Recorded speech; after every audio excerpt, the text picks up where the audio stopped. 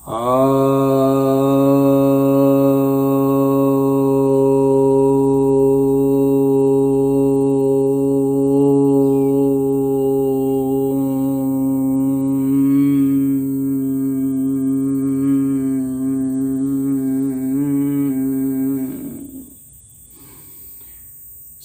भक्तजनों को सप्रेम नमन। तो आज आपकी जिज्ञासा का समाधान लेकर आया हूँ।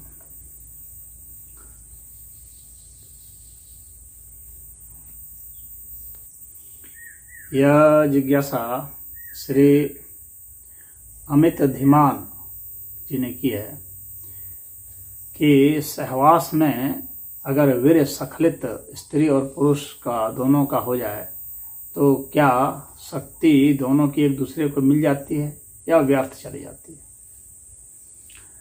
पहली बात तो यह है कि स्त्री पुरुष का सहवास हो या कोई भी क्रिया प्रतिक्रिया हो, वह एक क्लोज्ड सिस्टम नहीं होता है, यानी वह एक बंद पद्धति नहीं होती है। क्योंकि हम लोग की जो क्रिया प्रतिक्रिया होती है तो ये वातावरण में तो होता है, तो वातावरण हम लोग के साथ सदैव इंटरेक्शन कर रहा है।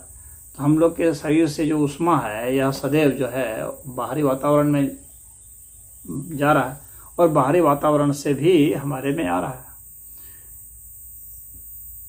तो हम लोग कोई भी गतिविधि करते हैं वह शुद्ध रूप से जितना हम ट्रांसफ़र करते हैं किसी को उतना ही उसको नहीं मिल जाता है। जैसे ट्रांसफार्मर से आपके घर में बिजली आती है तो सारी बिजली नहीं आ जाती है, बहुत सारा लॉस हो जाता है, वातावरण में भी चला जाता है। तो जो ट्रांसमिशन लाइन होती है तो ट्रांसमिशन लाइन से भी पिलफरेज होता है इलेक्ट्रिसिटी का, वहाँ से बिजली का बहाव हो जाता है, तार भी जो गर्म हो जाती है तो उस तार से भी वातावरण में वह विद्युत ऊर्जा फैलती है। तो यह जो है क्लोज सिस्टम बिल्कुल संभव नहीं है कि जितना भी हमारे से ऊर्जा निकले जहाँ के लिए डिलीवरी की गई है वहाँ वह पहुँच ही जाए, ऐसा नहीं होता है, सारा सारा नहीं हो पाता है। तो कुछ होता है पहुँचता है, कुछ लॉस भी हो जाता है, वातावरण में चला जाता है, खो जाता है, वातावरण में लीन हो जाता है, किसी तीसरे को भी प्राप्त होता रहता है। तो अगर दो के मध्य भी क्रिया प्रतिक्रिया हो रही है तो सिर्फ दो ही एक दूसरे को नहीं प्राप्त करेंगे, बल्कि तीसरे चौथे पांचवें को भी मिलता रहता है, वातावरण को भी मिलता रहता है।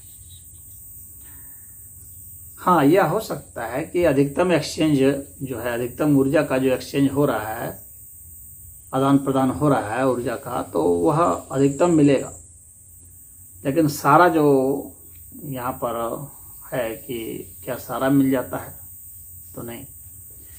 तो वीर्य का जो स्खलन होता है तो उसमें जो शक्ति है सिर्फ शक्ति का ही आदान प्रदान नहीं होता है। यह भी हम लोग को एक गलतफहमी होती है कि सिर्फ शक्ति का आदान प्रदान हो रहा है, नहीं। एक स्त्री और पुरुष के मध्य में सिर्फ शक्ति का ही आदान प्रदान नहीं होता है, भावनाओं का भी आदान प्रदान होता है, उनकी चेतना का भी आदान प्रदान होता है। इसलिए स्त्री पुरुष के संबंध बहुत ही महत्वपूर्ण माने जाते हैं, क्योंकि व्यक्तित्व का भी आदान प्रदान हो जाता है। स्त्री पुरुष के संबंध साधारण संबंध नहीं होते हैं। जब हम यौन संबंध बनाते हैं किसी से तो सिर्फ वीर्य और रज का आदान प्रदान नहीं होता है, व्यक्तित्व का भी बहुत सारा अंश आदान प्रदान होता है। स्त्री के गुण पुरुष में, पुरुष के गुण स्त्री में प्रवेश होते हैं। शक्ति का आदान प्रदान होता है। तो अगर इसीलिए यह चुनाव किया जाता है कि श्रेष्ठ जो जोड़े हैं स्त्री में पुरुष में, तो अगर उनका मिलन होगा तो जो बाल बच्चे होंगे तो वे श्रेष्ठ होंगे। अगर दोनों में से कोई किसी में हीन गुण वाला, किसी में ज़्यादा गुण वाला हुआ तो उनके बच्चे भी उसके हिसाब से होंगे। तो ये तो जीव विज्ञान से भी सिद्ध हो जा रहा है। और अगर हम सिर्फ बच्चे की बात नहीं करें, सिर्फ यौन संबंध की भी बात करें, तो यौन संबंध में व्यक्ति का व्यक्तित्व का आदान प्रदान होता है, व्यक्ति का स्वास्थ्य का आदान प्रदान होता है। आपको सुनकर हैरानी होगी, अगर एक व्यक्ति कोई अस्वस्थ है, दूसरा खूब स्वस्थ है, तो खूब स्वस्थ जो है वो जो रोगी है उसको अपना स्वास्थ्य भी देता है। यानी यौन संबंध बना करके हम किसी का स्वास्थ्य अच्छा कर सकते हैं।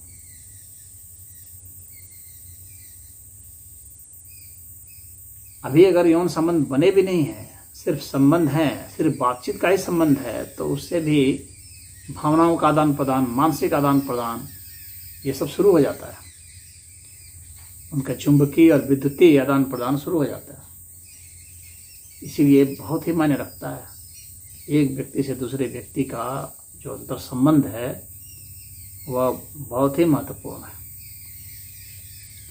और हर स्तर पर ये संबंध प्रभावित करते हैं एक दूसरे को। यदि उनमें रजामंदी के आधार पर है तो भी, और गैर रजामंदी के आधार पर है तो भी, यानी अगर बलात् है तो भी, बलात् है तो भी उसका प्रभाव तो दिखेगा। लेकिन अगर आपसी सहमति से है, एक दूसरे से लगाव के कारण है, तो उसका प्रभाव बहुत सकारात्मक होगा, बहुत बढ़िया प्रभाव उसका आएगा देखने में। तो व्यक्ति का स्वास्थ्य का भी आदान प्रदान होगा, व्यक्ति की भावना का, व्यक्ति के चरित्र का, व्यक्ति के गुणों का, व्यक्ति की ऊर्जाओं का।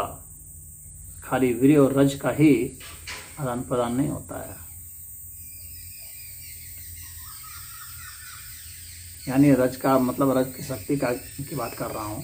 रज तो खैर स्त्री में ही रह जाएगा, लेकिन जो शक्ति है वह आवेश से चार्ज है, उसके कारण तो उसका आदान प्रदान तो खैर हो ही जाता है।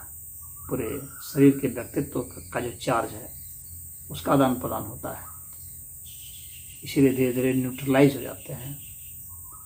जो आवेश, जो उद्विग्नता है वह शांत होती है। अब उन दोनों के में व्यक्तित्व जिस तरह का होगा उस तरह के व्यक्तित्व का निर्माण एक दूसरे में कर देंगे, कुछ न कुछ ट्रांसफ़र कर देंगे।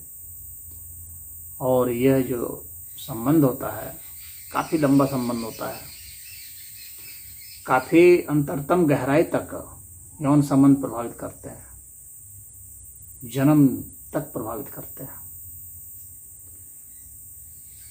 जो आने वाली पीढ़ी है उसमें भी, और वह व्यक्ति स्वयं ही जब जन्म लेगा उसमें भी, उस व्यक्ति के अब तक के जो जन्म रहे हैं उनका भी उसमें प्रभाव आता है। आखिर किसी न किसी कारण से ही उन दोनों के संबंध बनते हैं, और वे उनके बहुत पहले के ही उस तरह के आकर्षण होते हैं जिससे कि उनके संबंध बनते हैं। वे एक दूसरे के से खींचे चले आते हैं। तो ये जो संबंध हैं स्त्री पुरुष के, ये बहुत गहरे संबंध हैं, इसीलिए तंत्र में इसका बहुत ज़्यादा प्रयोग किया जाता है।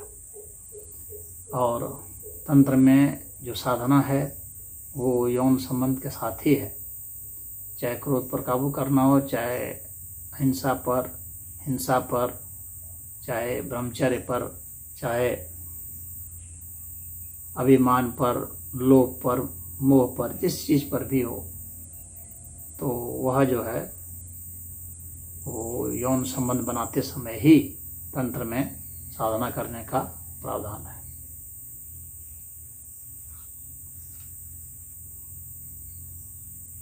तो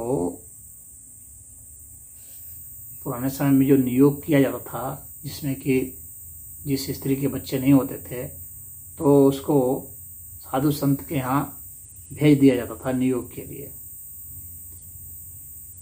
इसलिए ताकि श्रेष्ठ गुणों का संचार हो जाए और उस स्त्री में भी श्रेष्ठता आ जाए। तो ये जो नियोग का प्रावधान था तो उसमें इसका भी महत्व था, श्रेष्ठता को ध्यान में रखा जाता था। किस तरह के व्यक्ति ने अपना व्यक्तित्व को ऊंचा बनाया है उसको समझते हुए नियोग का विधान किया गया था। हालांकि नियोग में तो अपने करीबी रिश्तेदारों से भी था, जैसे देवर से या जेठ से, अगर कोई किसी का भाई, जिस स्त्री का पति जो है बहुत दूर चला गया है या मर गया है या नपुंसक हो गया है, किसी बीमारी के कारण अब कुछ नहीं कर पा रहा है, संतान उत्पन्न नहीं कर पा रहा है, तो नियोग का प्रावधान था। तो इसमें इस तरह की ऊर्जा का भी ध्यान रख कर किया गया था। तो यह व्यर्थ तो नहीं जाती है,